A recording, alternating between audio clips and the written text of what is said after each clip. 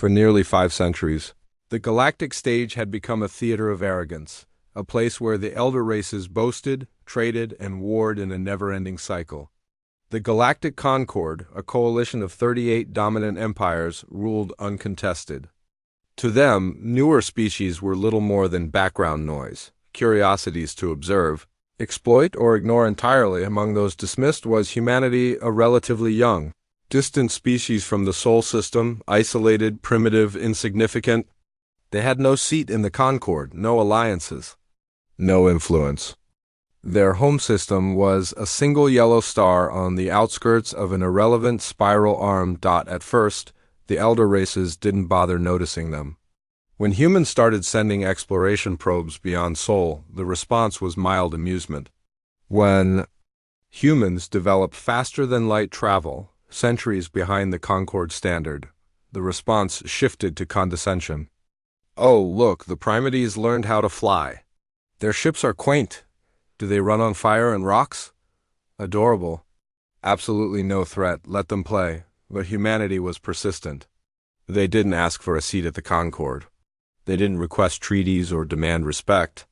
They quietly colonized, expanded, and built on the fringes in dead systems in places no other empire wanted, and that is what made the Concord laugh.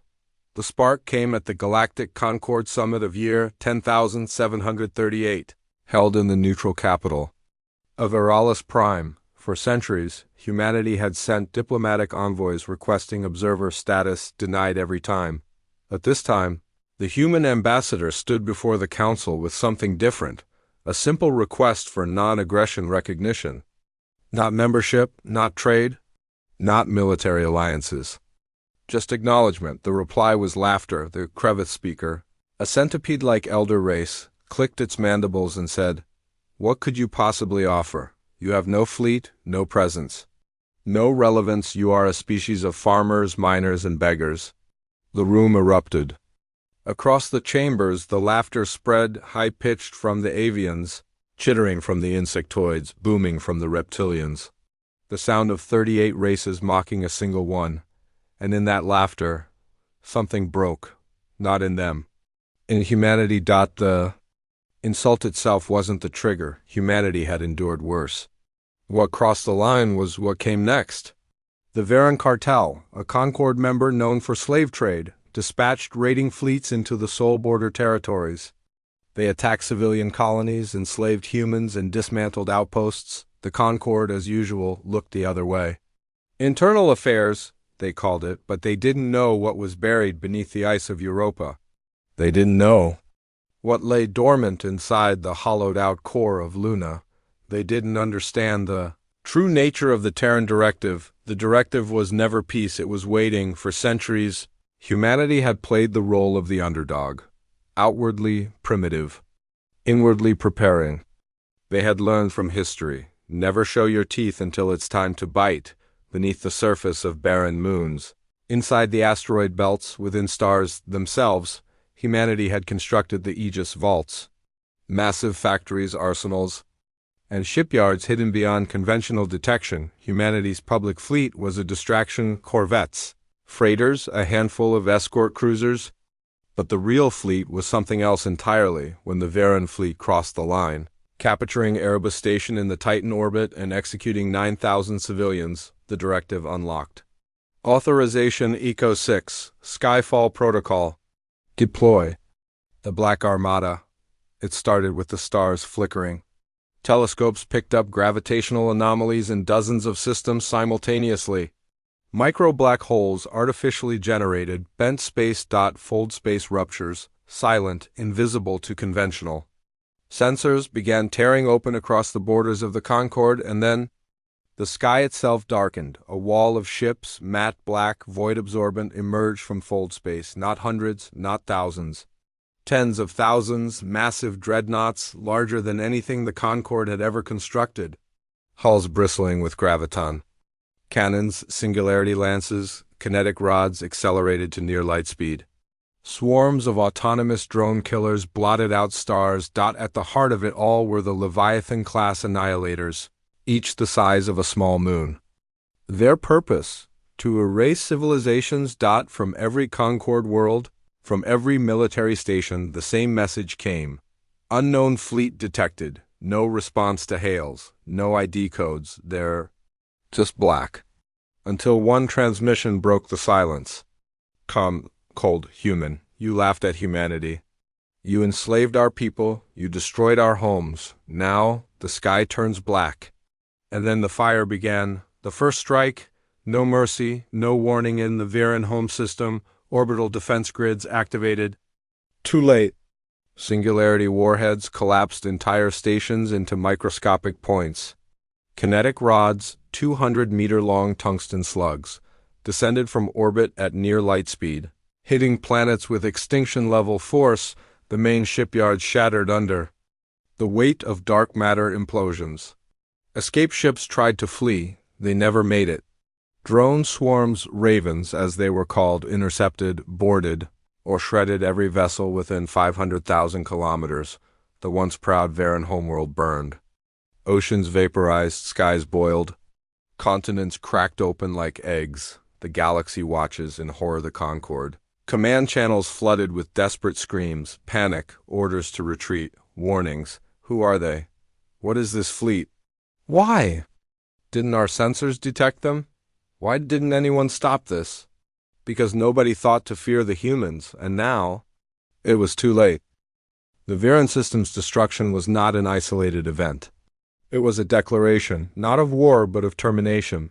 Humanity didn't issue ultimatums. There were no negotiations. No peace talks, no surrender accepted. The Black Armada was not a fleet of diplomacy. It was a fleet of extinction-level consequence. The Galactic Concord scrambled to respond. Emergency councils were formed, fleets were hastily deployed, and planetary defense systems were overclocked. But it was like lighting candles to fight a hurricane, because the humans weren't coming with fleets. The veil breaks. Humanity's true face on the borders of Concord space. Sensor arrays began failing, not from malfunction, but from overwhelming.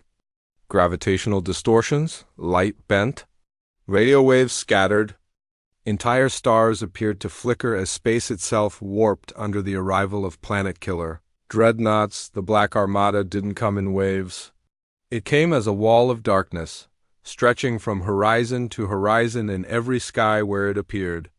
Civilian populations watched in growing terror as the stars were blotted out, replaced by the cold, angular shapes of Terran leviathans, the Kreveth. The same species whose ambassador once mocked humanity at the Galactic Council were next. Their outer colonies didn't fall.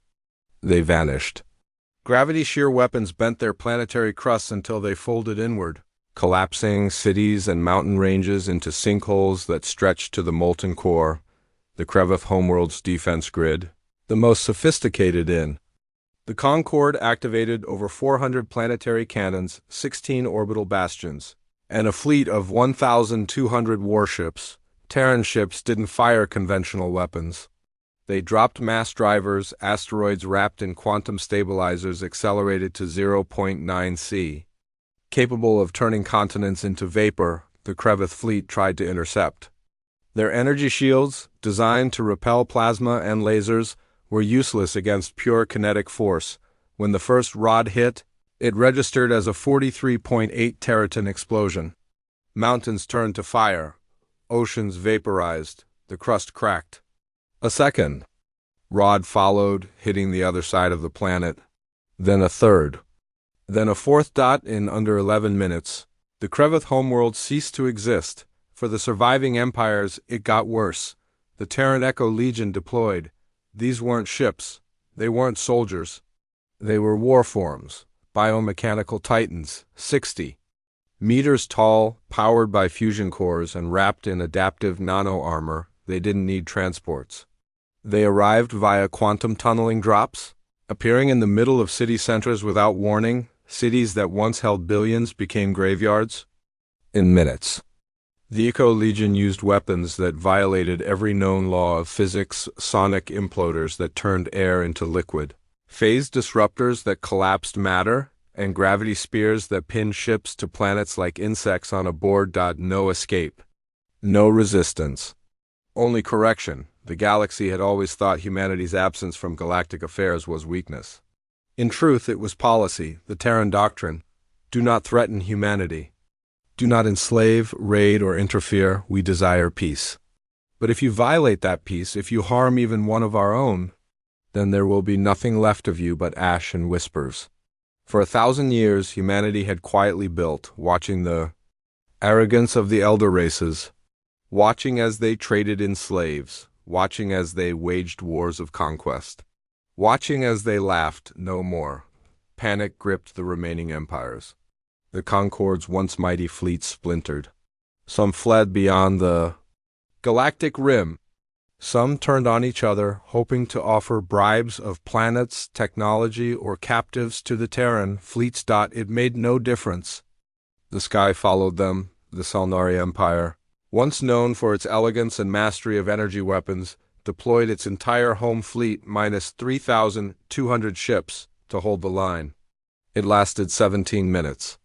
A Terran Leviathan class opened a fold-space singularity, bomb tearing a hole in local spacetime that swallowed half their fleet into a pocket dimension, gone forever. The rest were shredded by automated drone carriers. In every system, it was the same story. The sky went black, then the world went silent.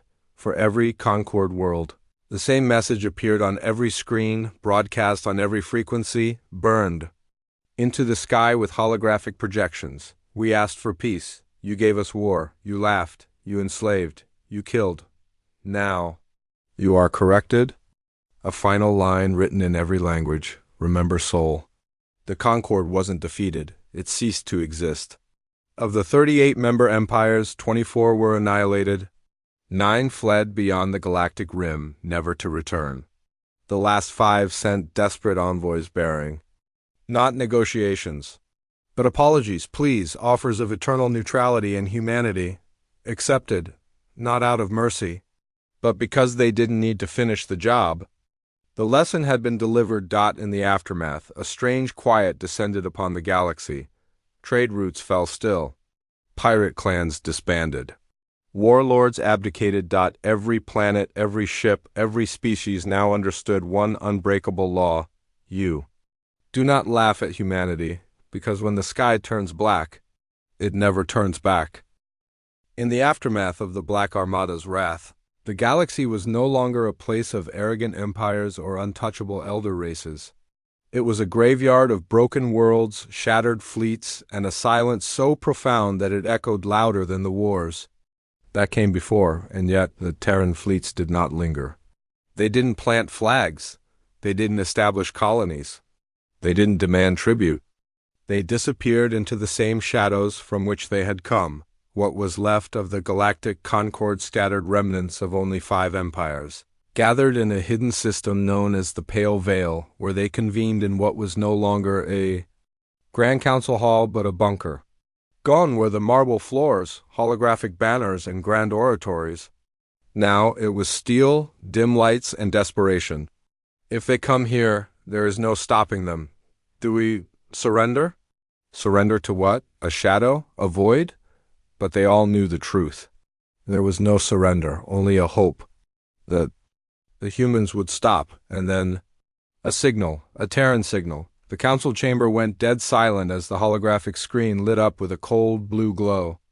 No face, just a voice, calm, measured, terrifying. The correction is complete. You are permitted to exist under condition. A ripple of gasps filled the chamber. There will be no more slave trades, no more planetary raids. No more empires built on the suffering of the weak. You will no longer touch what is not yours, and you will never approach soul.